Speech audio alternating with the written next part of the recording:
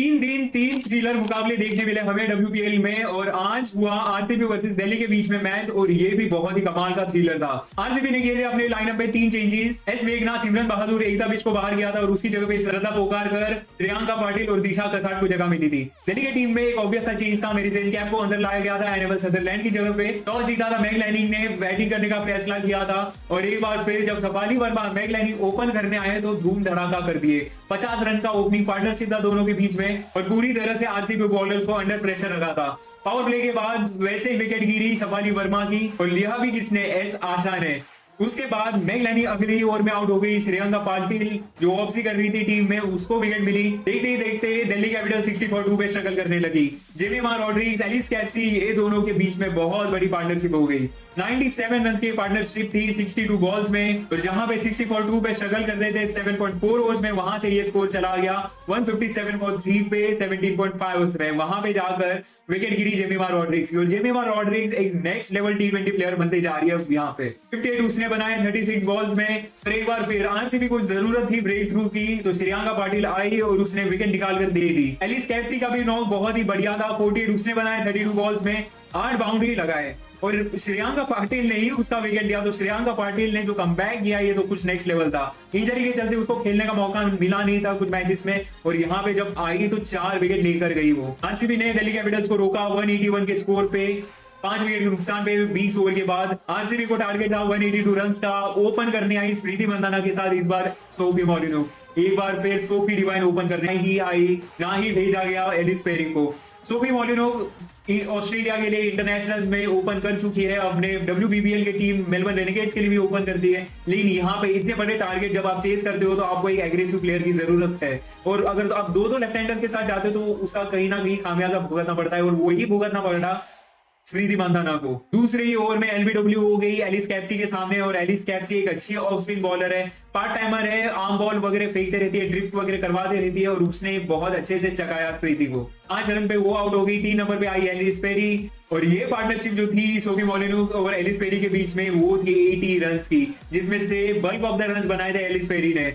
49 पे वो हुई रनआउट 32 बॉल्स में। अनफॉर्चुनेट रनआउट था, कहीं ना कहीं मिसकम्युनिकेशन हो गया, स्लो स्टार्ट की या क्या हुआ समझ नहीं आया, रन ही नहीं था शायद से, और उस पे वो भागी और रनआउट हो गई। वो गेम चेंजिंग मूवमेंट था। नंबर 4 पे भेजा गया सोफी डिवाइन को, और सोफी डिवाइन आते ही काम शुरू कर दी थी। 2 सिक्स उसने लगाए, 1 बाउंड्री लगाई, लेकिन उसके बाद मेरिसेन कैप के शॉर्ट बॉल के ऊपर आउट हो गई सोफी डिवाइन। तो मोमेंटम पकड़ा था ऋचा घोष ने, उसको कैरी फॉरवर्ड किया, अच्छे शॉट्स लगाए, और एक जो शॉट था वो स्टैंड आउट शॉट था, जो स्ट्रेट बैक से उसने मारा कवर्स के ऊपर से, और वो पोज को होल्ड किया। उसके बाद वो खुद देखते रह गई और बॉल बहुत दूर गया। वो 28 चाहिए थे 12 बॉल में। जॉर्जिया वेरहैम जिसने पिछली इनिंग्स में बहुत ही अच्छा किया था, वो थी ऋचा घोष के साथ। ऋचा घोष सेट थी और उस ओवर में आए 11 रन, लेकिन आखिरी बॉल पे उस ओवर के विकेट गिरा था जॉर्जिया वेरहैम का। ऋचा वो स्ट्राइक के ऊपर थी। 17 रन चाहिए थे 6 बॉल में। पहली बॉल पे 6 लगा, 11 चाहिए थे 5 बॉल में।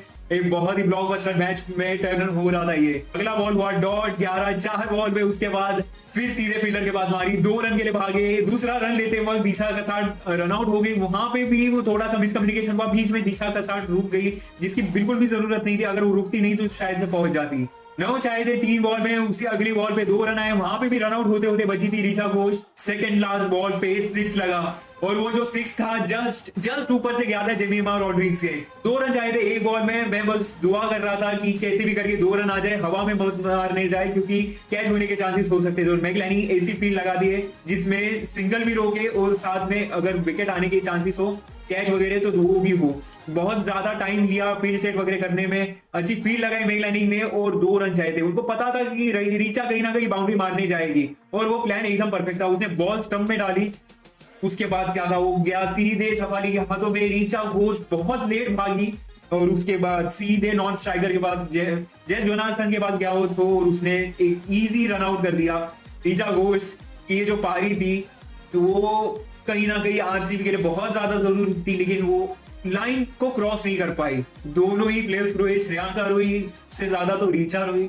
और भाई जो भी था ग्राउंड में या जिसने भी मैच देखा, उसके आंख जरूर भर के आए होंगे, क्योंकि ऋचा ने जिस तरह से यहाँ पे अपना फाइट बैक दिया और जहां से टीम को इतने नजदीक लेके आई, ये बहुत ही कमेंडेबल था। प्लेयर ऑफ द मैच मिला जेमिमा रॉड्रिग्स को। दिल्ली कैपिटल्स ये 1 रन की विन के साथ क्वालिफाई कर गई अब टॉप 2 में। अभी फिलहाल तो टॉप के ऊपर है, पॉइंट्स टेबल देखिए तो अच्छे नहीं, रन रेट के चलते दिल्ली कैपिटल्स 1 पे है, दूसरे पे है मुंबई इंडियंस जो क्वालिफाई कल हुए थे हरमनप्रीत कौर की कमाल की पारी की वजह से, और नंबर 3 के ऊपर है आरसीबी। आरसीबी फंस गई है, पिछले जो 2 हार उनको मिले हैं वो कहीं ना कहीं इनको भारी पड़ने वाले हैं।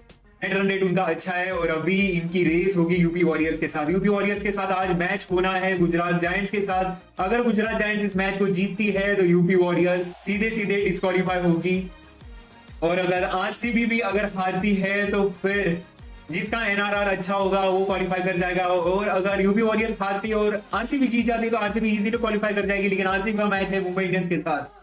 और अब बात होगी सभी थ्रिलर्स के बारे में, तो अब बात करते हैं आज होने वाले मैच के बारे में जो खेला जाएगा UP warriors versus Gujarat giants के बीच में, जिसके लिए दोनों ही टीम के लिए मैचेस बहुत ही ज्यादा इंपॉर्टेंट है। आप सोच रहे होंगे कि गुजरात जायंट्स के लिए कैसे, क्योंकि गुजरात जायंट्स एलिमिनेट नहीं हुई, लेकिन नहीं, एलिमिनेट अभी भी नहीं हुई है। 2 मैच उनके अभी भी बाकी है, अगर बहुत बड़े मार्जिन से जीतते तो वो भी कहीं ना कहीं कंटेंशन में जरूर हो नंबर 3 स्पॉट के लिए।